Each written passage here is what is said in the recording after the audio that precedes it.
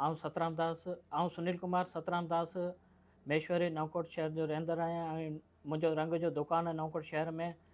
मूं सेठ हरीश जे छोकिरे विक्रम उर्फ विकी खां इमानत तौरु 18 लख रुपया 2 साल अॻु में खयां हुआ ऐं इमानत तौरु पंहिंजे दुकान जे लाइ कारोबार जे लाइ खयां हुआ ऐं मूं हुनखे हर महीने किस्त बि ॾींदो आयुसि पिए ऐं तक़रीबन 2 साल थियनि किस्त ॾींदो आयुसि पिए। हींअर 5 महीना थिया मूं किस्त कोन जमा कराई हुई।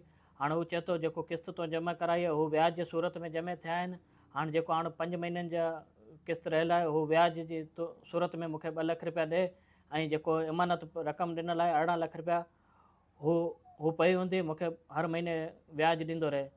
पर मूं इमानत तौरु खयां हुआ दुकान लाइ ऐं क्राइसिस में अची मुंहिंजो वालिद साहब गुज़ारे वियो ऐं ॾाढो परेशानी में बीमारी में ईअं ॾाढो तंग दुरुस्तीअ में आहियां ऐं मूंखे कुझु पंहिंजो दुकान बि मूं पंहिंजो विकिणी छॾियो हो ऐं वापसी मुंहिंजे माइटनि वठाए ॾिनो आहे। वापसी आउं दुकान ते वेठो आहियां ऐं पैसा उन्हनि खे ॾींदुसि पर थोरो मूंखे टाइम ॾियो ऐं कुझु मुंहिंजो मसइलो हल करायो न त ग़लति क़दम खणी पंहिंजे पाण खे नुक़सानु कंदुसि। हिन जो ज़िम्मेवारु विक्रम उर्फ विकी थींदो।